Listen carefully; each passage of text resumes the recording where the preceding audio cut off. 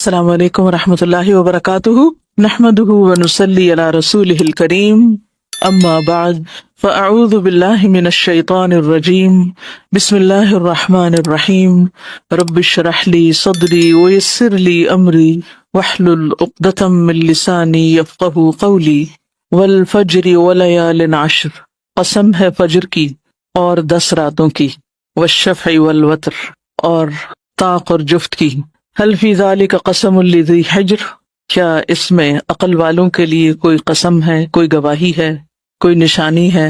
اللہ سبحانہ تعالیٰ نے فجر کی قسم کھائی اور اس کے بعد 10 راتوں کی قسم کھائی۔ یہ 10 راتیں کون سی ہیں؟ ان سے مراد عشرہ ذی الحجہ کے پہلے 10 دن بھی لیے جاتے ہیں۔ تو اللہ سبحانہ تعالیٰ نے ان کی قسم کھائی۔ والشفع والوتر، اور جفت اور طاق کی قسم۔ یہ کیا ہے؟ جفت جو ہے یہ یوم النحر ہے 10واں دن، اور طاق یوم عرفہ ہے 9واں دن۔ حل فی ذالک قسم لذی حجر، تو عقل مند لوگوں کو ان آیات میں غور کرنا چاہیے کہ اللہ سبحانہ تعالیٰ نے اس کی قسم کیوں کھائی ہے۔ یہ اللہ سبحانہ تعالیٰ کا ہم سب پر بہت بڑا فضل ہے کہ اس نے ہمارے لیے عمل کی راہیں، درجوں کی بلندی کے حصول کی راہیں ہمارے لیے ہموار کی، اور ہمیں ان تمام چیزوں کے بارے میں بتا دیا جن میں ہماری دنیا اور آخرت دونوں کا فائدہ ہے۔ جس طرح ہر چیز کا ایک موسم ہوتا ہے، سبزیوں کے موسم ہوتے ہیں، پھلوں کے موسم ہوتے ہیں، شادیوں کے موسم ہوتے ہیں، اور کون سے موسم ہوتے ہیں؟ اسی طرح فرما برداریوں کے بھی موسم ہوتے ہیں، نیکیوں کے بھی موسم ہوتے ہیں۔ تو نیکیوں کے مواسم میں ایک تو کچھ عرصہ پہلے ہم نے ایک موسم انجوائے کیا، اور وہ تھا رمضان المبارک کا موسم یا رمضان المبارک کا مہینہ۔ اور اس کے بعد یہ بھی اللہ سبحانہ تعالیٰ کا فضل ہے کہ اس نے ہمیں ذی القعدہ کا حرمت والا مہینہ دیا، جس میں اجر و ثواب عام دنوں کے مقابلے میں نیکیوں کا بڑھ جاتا ہے۔ اور ذی القعدہ کے اختتام پر ذی الحجہ، تو یہ مہینہ بھی بہت برکت اور فضل والا ہے، خاص طور پر اس کے پہلے 10 دن جن کی اللہ سبحانہ تعالیٰ نے قسم کھائی ہے۔ ان 10 دنوں کو باقی سال کے دنوں پر کیوں اہمیت اور فضیلت دی ہے؟ تاکہ ہم ان میں زیادہ سے زیادہ نیک اعمال کریں۔ ہمارے آئندہ 10 دن باقی دنوں سے مختلف ہونے چاہیے۔ روزانہ کی روٹین میں ہم جو نماز، روزہ، صدقہ خیرات کرتے ہیں وہ تو کرتے ہی ہیں، لیکن ان دنوں میں، اس موسم میں ہمیں خاص طور پر نیکیوں میں بھاگ دوڑ کرنی ہے، کثرت سے نیک کام کرنے ہیں، اور ایک دوسرے سے آگے بڑھنا ہے۔ فاستبقوا الخیرات، ان کو نہیں دیکھنا جو ان دنوں میں بھاگ دوڑ نہیں کر رہے کہ اچھا وہ بھی تو سو رہا ہے میں بھی سو جاؤں، وہ بھی تو نہیں کر رہا میں بھی نہیں کرتا، بلکہ ان کو دیکھنا جو ہم سے آگے ہیں، جو نیک کام کر رہے ہیں۔ اور حقیقت میں نیک کام وہ ہوتا ہے جس کو کرنے کے بعد انسان اپنے رب کے قریب ہوتا ہے۔ رب العالمین، جسے پوری کائنات بنائی، جس نے مجھے اور آپ کو پیدا کیا، جس نے ہمیں ہر نعمت سے نوازا، جس نے ہمیں ہر طرح کا رزق عطا کیا، اس کے شکرانے کے طور پر ہمیں ایسے کام کرنا ہے جس سے ہمارا رب ہم سے راضی ہو جائے۔ ان دنوں کے بارے میں رسول اللہ صلی اللہ علیہ وسلم نے خود گواہی دی ہے کہ یہ سال کے بہترین دن ہیں، اور اللہ سبحانہ تعالیٰ نے کیا گواہی دی قسم کھا کر؟ ولیال عشر، کہ یہ بھی عظمت والی چیز ہے، اس کی طرف توجہ کرو۔ حل فی ذالک قسم لذی حجر، تو ہم سے کیا مطلوب ہے؟ ہم سے مطلوب ہے نیک اعمال کی کثرت، اور ان میں اچھے اچھے کام کرنے کی پلاننگ۔ جب آپ کسی بھی خاص موسم میں کسی خاص تہوار کا استقبال کرتے ہیں تو سب سے پہلے کیا کرتے ہیں؟ پلان کرتے ہیں۔ اس کے بعد مثلاً عید آ رہی ہے تو اس پلاننگ میں پہلی چیز کیا شامل ہوتی؟ گھر کے حساب سے سوچیں، گھر کی صفائی، یس، پہلے صفائی اور اس کے بعد سجاوٹ، کہ ہم اپنی صفائی کا اہتمام کریں گے۔ ایک صفائی ستھرائی تو جسمانی ہوتی ہے کہ انسان، خاص طور پر وہ لوگ جو قربانی کرنے والے ہیں، وہ اپنے ناخن، بال اور باقی اپنی جسمانی صفائی ستھرائی عشر ذی الحج کے آنے سے پہلے ہی کر لیتے ہیں، کیونکہ اگلے 10 دنوں میں یہ سب کچھ ممنوع ہو جاتا ہے۔ جن لوگوں کو قربانی نہیں کرنی ان کے لیے شرط، یعنی ایسی کوئی پابندی نہیں ہے، لیکن بہرحال ایک کثیر تعداد قربانی کرتی ہے اور اس چیز کا بھی اہتمام کرتی ہے، تاکہ ہم بھی ان لوگوں کے ساتھ شریک ہو جائیں جو احرام پہن کر اللہ کے گھر کا ارادہ کیے ہوئے ہیں یا حج کر رہے ہیں، کیونکہ حج والے احرام میں ہوتے ہیں اور ان پر یہ پابندیاں ہوتی ہیں، تو ان کی پابندیوں میں ہم بھی ایک طرح سے شریک ہوتے ہیں۔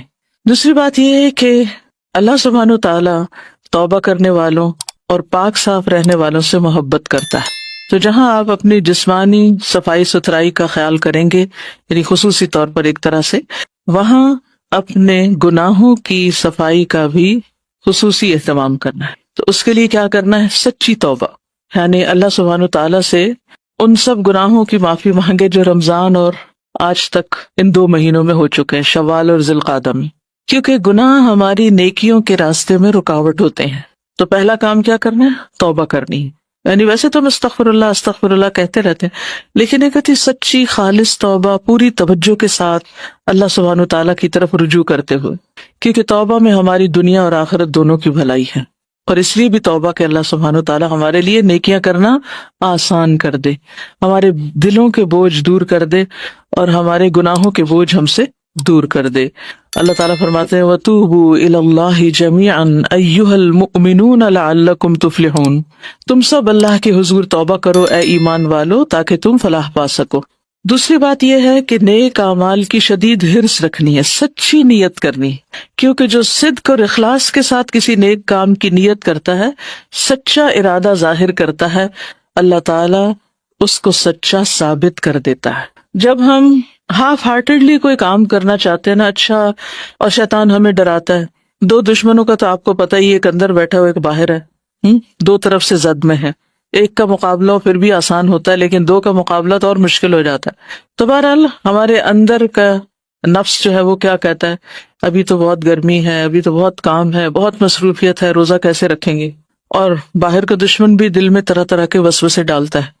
تو ان سے نجات حاصل کرنی، اس کا حل کیا ہے کہ انسان اپنے اندر سچا ارادہ اور نیت کر لے، جس کی نیت میں صدق ہوتا ہے اس کے لیے پھر عمل ہو جائے تو بہت اجر، نہ بھی ہو سکے کسی وجہ سے تو اللہ سبحانہ وتعالیٰ اس کو اس کے لیے لکھ دیتا ہے۔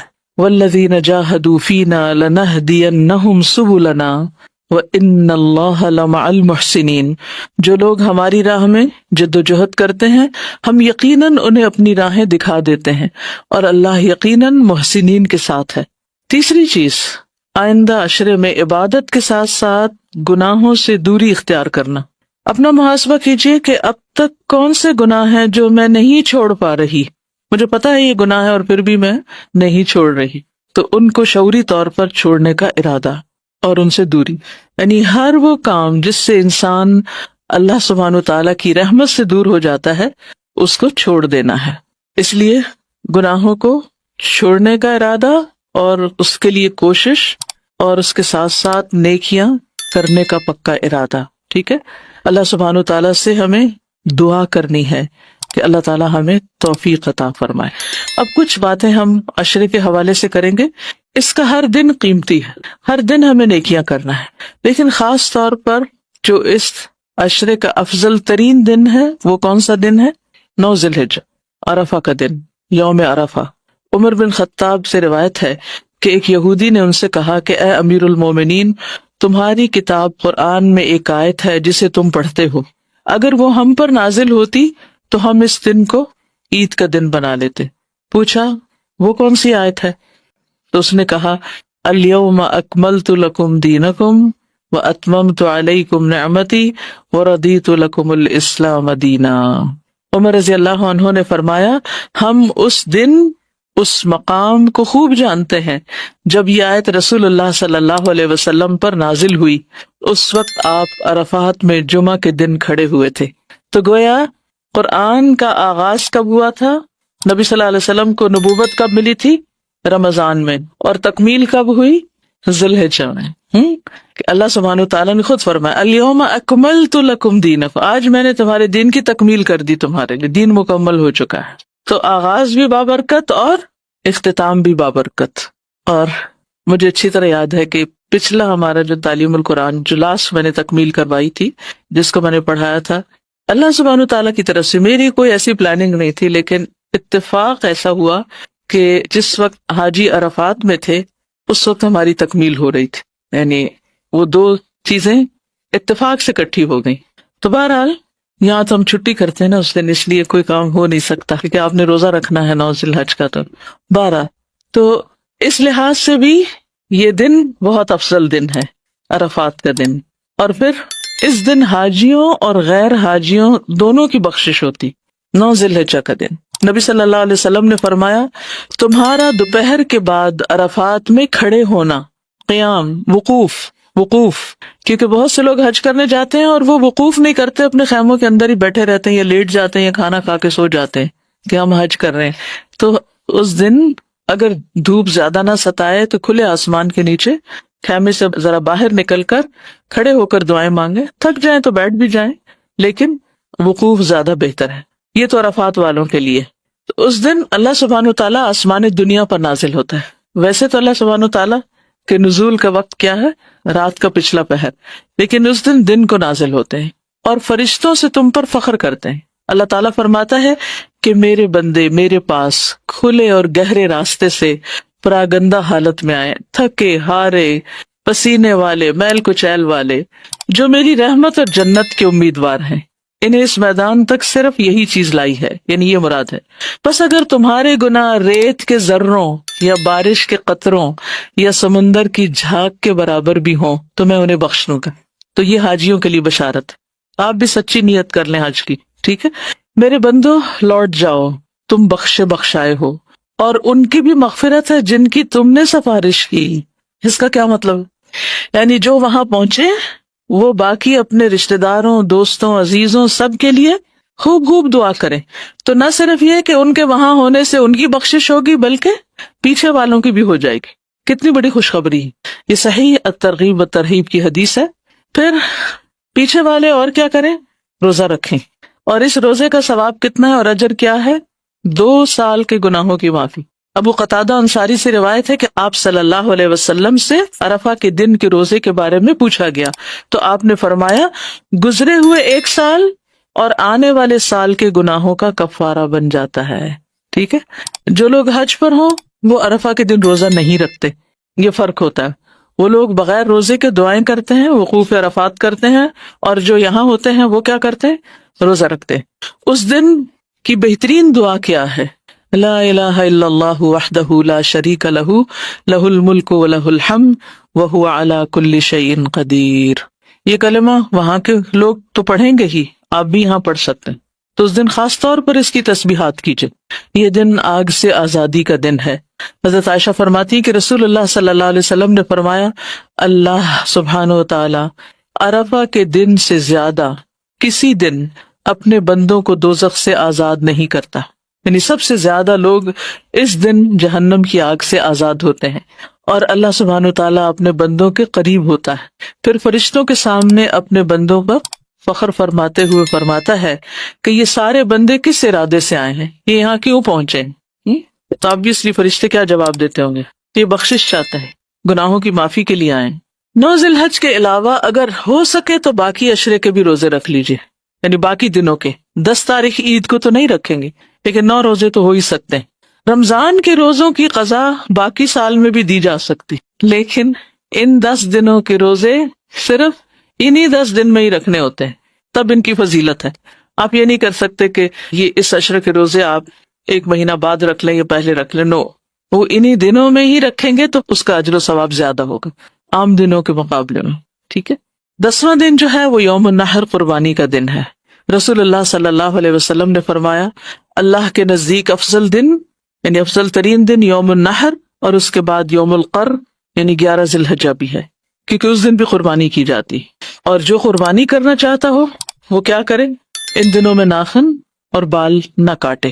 قربانی کے بارے میں قرآن مجید میں آتا ہے ان صلاتی ونسکی ومحیای ومماتی للہ رب العالمین. بے شک میری نماز، میری قربانی، میرا جینا اور میرا مرنا اللہ رب العالمین کے لیے.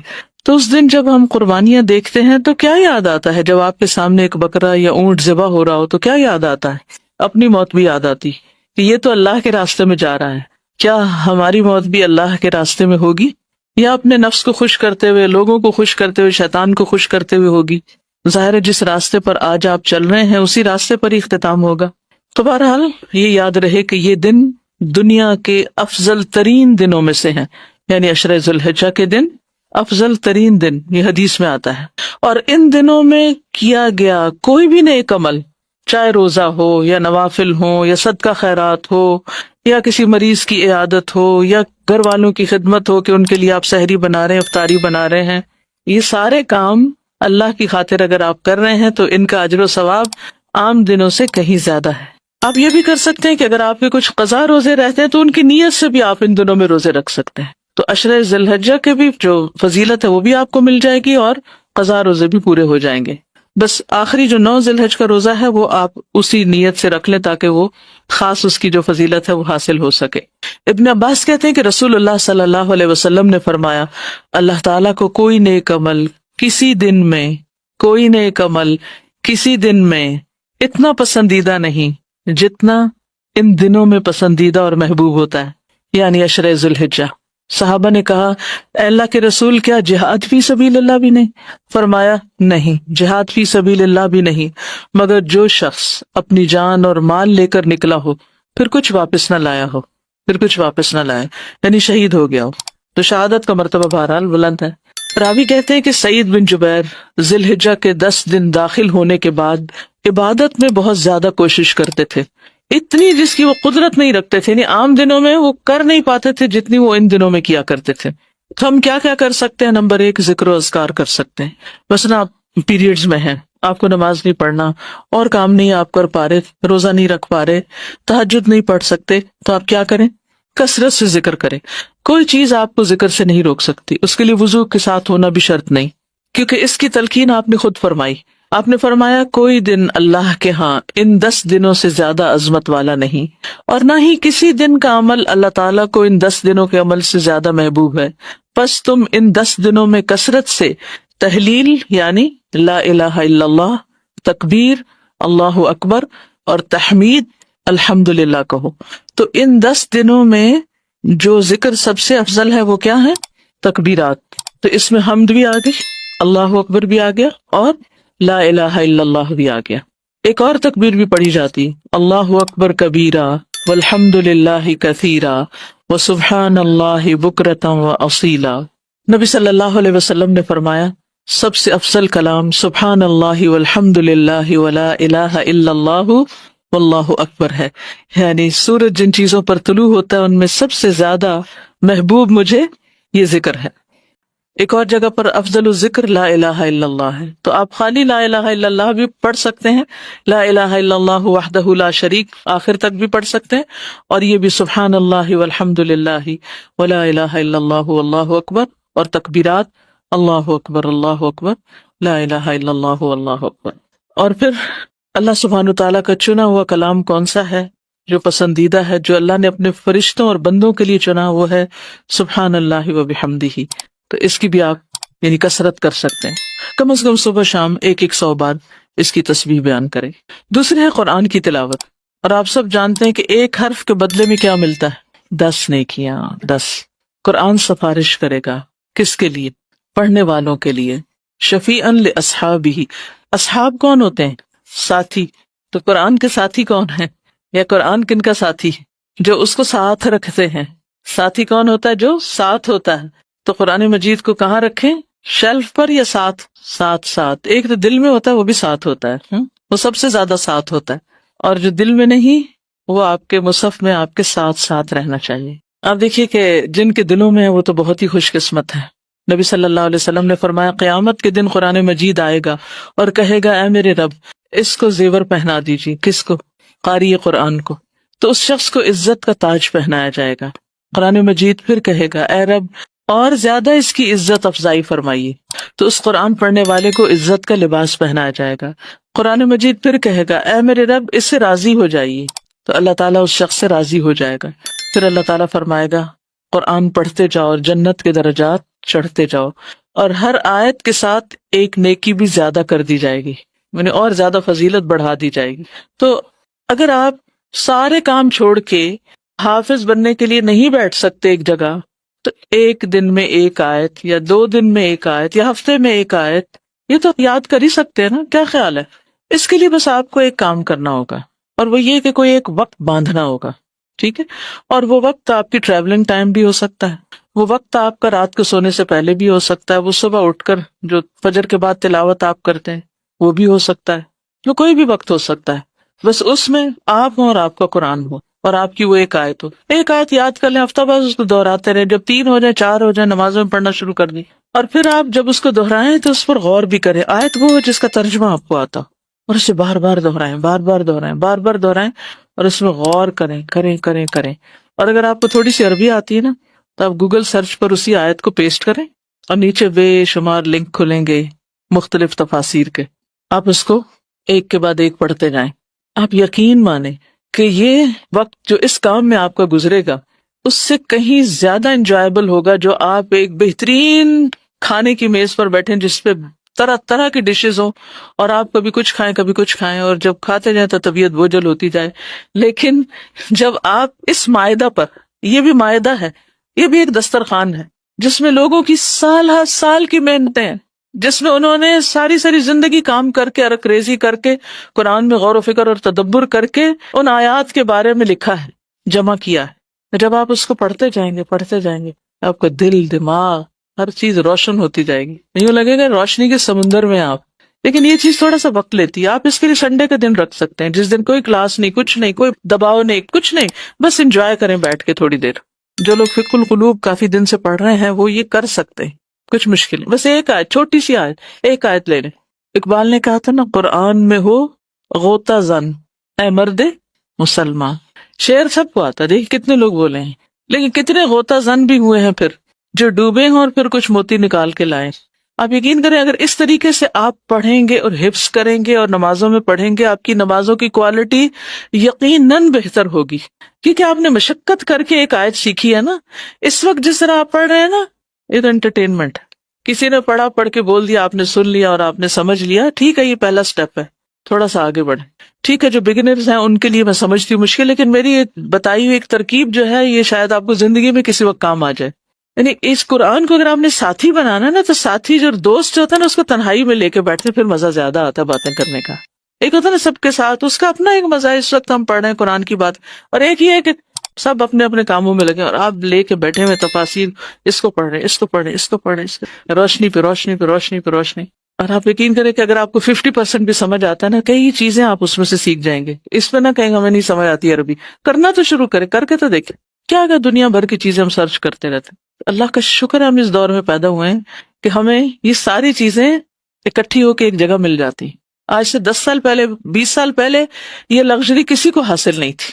مجھے یاد ہے جب میں نے 88 میں PhD کی ہے، ایک ایک چیز کو ڈھونڈنے کے لیے کتنی کتابیں کھولنی پڑتی تھی اور مٹی سے اٹی بھی ہوتی تھی، اور بعض اوقات پوری پوری کتاب دیکھ کے تو ایک چیز بھی نہیں ملتی تھی. لیکن ایک الحمدللہ کتابوں کی زیارت بذات خود ایک بڑا ہی بہترین کام ہے. جتنی دیر انسان ان میں ڈوبا رہے انجوائے ہی کرتا چلا جاتا ہے، اور ایک خاص قسم کی روحانی تسکین ملتی ہے جو کسی بازار کی شاپنگ، کسی کپڑوں کی دکان پہ جا کے اور جیولری پہ نہیں ملتی. یہ الگ ہی ایک دنیا ہے اگر اس کا آپ ٹیسٹ ڈیولپ کریں. دنیا کی چیزیں جب زیادہ ہو جاتی ہیں دل بھر جاتا ہے، یہ جب زیادہ ہوتا ہے دل نہیں بھرتا اور پیاس لگ جاتی.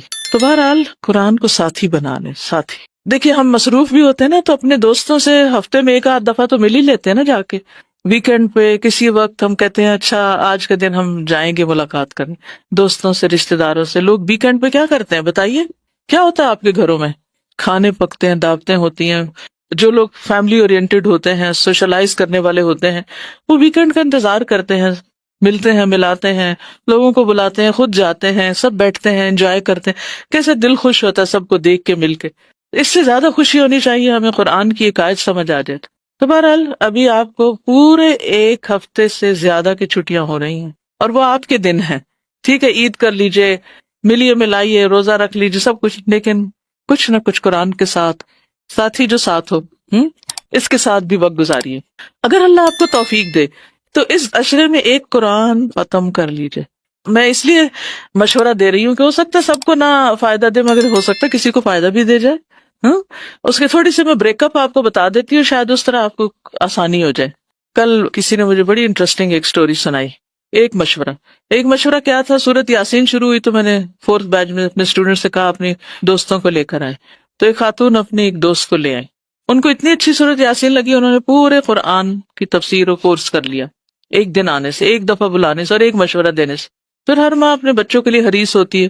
بہرحال کورس کے دوران میں نے ایک اور مشورہ دیا کہ بچوں کو باہر پڑھنے بھیجنے سے پہلے ان کو راستے میں عمرہ کروا دیں. تو ان کے بیٹے نے امریکہ جاتے ہوئے راستے میں 2 دن کے ٹرانزٹ ویزے پہ عمرہ کیا. عمرے سے اس کا دل بدل گیا. وہ دنیا ہی کچھ اور ہے، وہ دل بدلنے والی جگہ ہے.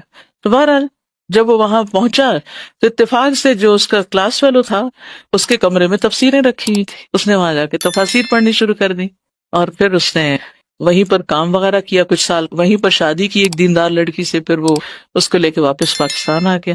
تو بہرحال کہنے کا مطلب یہ ہے کہ ایک مشورے سے کیا ہوا، اگلا سٹیپ، اگلا کا واپس وہیں آ گئے جہاں سے چلے تھے. تو یہ مشورہ بھی اس لیے دیتی ہوں شاید آپ عمل کر ہی سکیں. پہلے ذوالحجہ جیسے کل ہے البقرہ اور آل عمران پڑھ لیں، دوسرے دن النساء اور المائدہ پڑھ لیں، تیسرے دن الانعام اور التوبہ تک پڑھ لیں، چوتھے دن یونس سے نحل تک پڑھ لیں، 5ویں دن اسراء سے فرقان تک پڑھ لیں، 6 دن شعراء سے یاسین تک پڑھ لیں، 7ویں دن صافات سے قاف تک پڑھ لیں، 8ویں دن زاریات سے مجادلہ تک پڑھ لیں، 9ویں دن حشر سے الناس تک پڑھ لیں. 10ویں دن کا آپ کو کچھ نہیں بتا رہی کیونکہ عید کا دن ہوگا، پھر آپ کی حقیقی عید ہوگی کیونکہ آپ کا قرآن بھی ختم ہو چکا ہوگا. اگر کسی وجہ سے 1-2 دن ابھی جو نہ کر پائیں تو جو چھٹیاں ہوں گی اس میں کر لیں. بہرحال کسی اور کو مشورہ دیتے ہیں، شاید اس کو فائدہ دے دیں. اسی طرح نوافل جو ہیں، نوافل اللہ سبحانہ وتعالیٰ کا قرب عطا کرتے ہیں. قرب اللہ تعالیٰ فرماتے ہیں، صحیح بخاری کی حدیث ہے اور حدیث قدسی ہے، میرا بندہ جن جن عبادتوں سے میرا قرب حاصل کرتا ہے ان میں کوئی عبادت مجھے اس سے زیادہ محبوب نہیں جو میں نے اس پر فرض کی ہے. اور میرا بندہ فرض کے بعد نفل عبادت کر کے، فرض کے بعد میں نے اپنے پاس سے لگایا حدیث کے لفظ نہیں، یعنی فرض تو ہو گئے، نفل عبادت کر کے مجھ سے اتنا قریب ہو جاتا ہے کہ میں اس سے محبت کرنے لگتا ہوں. تو نوافل کیا ہے؟ اللہ سبحانہ تعالیٰ کی محبت حاصل کرنے کا ذریعہ. اور ہر سجدے سے درجہ بلند ہوتا ہے، ہر سجدے سے. جو شخص ایک رکوع یا ایک سجدہ کرتا ہے اس کا ایک درجہ بلند کر دیا جاتا ہے، ایک گناہ معاف کر دیا جاتا ہے. اور قیامت کے دن انسان کو کتنی حسرت ہوگی جب اپنے سے اوپر والے درجے والوں کو دیکھے گا. اور پھر حدیث میں آتا ہے، مسند احمد کی روایت ہے، مسلمان بندہ جب اللہ کی رضا حاصل کرنے کے لیے نماز پڑھتا ہے تو اس کے گناہ اس طرح جھڑ جاتے ہیں جیسے اس درخت کے پتے جھڑ رہے ہوں، یعنی جو سوکھا ہوا درخت ہوتا ہے. اور جب نماز کے لیے انسان کھڑا ہوتا ہے تو سارے گناہ لا کے اس کے کندھے پہ رکھ دیے جاتے ہیں. جب رکوع اور سجدہ کرتا ہے تو اس کے گناہ بھی اس سے جھڑ جاتے ہیں. السلسلہ صحیحہ کی حدیث. پھر ان دنوں میں صدقہ خیرات کرنا ہے. وَأَنفِقُوا مِمَّا رَزَقْنَاكُمْ من قبل ان يأتي احدكم الموت فيقول رب لولا اخرتني الى اجل قريب فاصدق واكن من الصالحين. اور اس میں سے خرچ کرو جو ہم نے تمہیں دیا ہے اس سے پہلے کہ تم میں سے کسی کو موت آ جائے، پھر وہ کہے اے میرے رب تو نے مجھے قریب مدت تک مہلت کیوں نہ دی کہ میں صدقہ کرتا اور نیک لوگوں میں سے ہو جاتا. موت کے بعد انسان کو بہت ریگریٹس ہوں گی. حضرت عمر جب فوت ہو رہے تھے تو انہوں نے کیا کہا تھا، کیا قول تھا ان کا؟ اللہ کی قسم اگر اس وقت مجھے زمین بھر بھی سونا مل جائے تو میں کیا کروں؟ صدقہ کر کے قبر کی آگ سے، جہنم کی آگ سے بچنے کی فکر کروں. موت تو آنی ہے نا ہم سب پہ، ہمیں نہیں پتا کب آ جائے. کچھ نہ کچھ صدقہ ان دونوں میں ضرور کرنا ہے. اور پروجیکٹ میں نے آپ کو پہلے سے بتا رکھا ہے کہ اس وقت میرے خیال میں بیسٹ صدقہ جو ہے وہ یہ کہ ہم اپنے آئندہ کے لیے ایسی جگہ انویسٹ کریں. آپ یوں سمجھے جیسے آپ نے کسی انویسٹمنٹ بینک میں پیسہ ڈالا ہے جس کا پروفٹ آپ کو ساتھ ساتھ ملتا رہے گا، جتنا بھی اس سے صدقہ جاری آئے گا. یا اس کی نئی بلڈنگ جو آپ کے سامنے بن رہی، کل الحمدللہ مجھے اسکول کے 3 کیمپس وزٹ کرنے کا موقع ملا. اور جب میں ایک جگہ پر داخل ہو رہی تھی، بالکل چھوٹے چھوٹے بچے تکبیرات پڑھتے ہوئے وہاں سے نکل رہے تھے. تو میں سوچ رہی تھی کیا ہم میں سے کسی نے اس عمر میں تکبیرات پڑھی ہیں؟ ہمیں کسی نے بتایا اس عمر میں کہ ان 10 دنوں میں تکبیرات پڑھی جاتی ہیں؟ ہم میں سے تو کئی لوگ اپنے بڑھاپے کو پہنچ چکے اور انہیں نہیں پتا چلا کہ یہ تکبیرات پڑھنے کے دن ہے. اور ان کے لیے وہ سارے ماڈلز وغیرہ بنائے جا رہے تھے جس میں ان کو عشرہ ذی الحج کی تھیم آ رہی تھی ان کی، کہ وہ ریفریش کرے، بچوں کو پتا چلے کہ حج کیا ہے اور کیسے کرنا ہے اور کیا فائدہ ہے ان دنوں کا. تو جو تعلیم بچپن سے دے دی جاتی ہے اس کا فائدہ ہی کچھ اور ہے. تو بہرحال تو صدقے کو معمولی نہیں سمجھنا، خواہ کھجور کا ایک ٹکڑا ہی کیوں نہ ہو.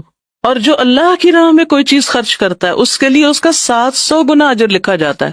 سنن ترمذی کی روایت ہے. نفق فی سبیل اللہ، اللہ کے راستے میں، اللہ کے دین کے راستے میں. پھر روزوں کا اہتمام، روزے کا اجر. اللہ سبحانہ تعالیٰ فرماتے ہیں الصوم لی وانا اجزی بہ، روزہ میرے لیے، میں خود جزا دوں گا. اس کی جزا کتنی بڑی ہوگی.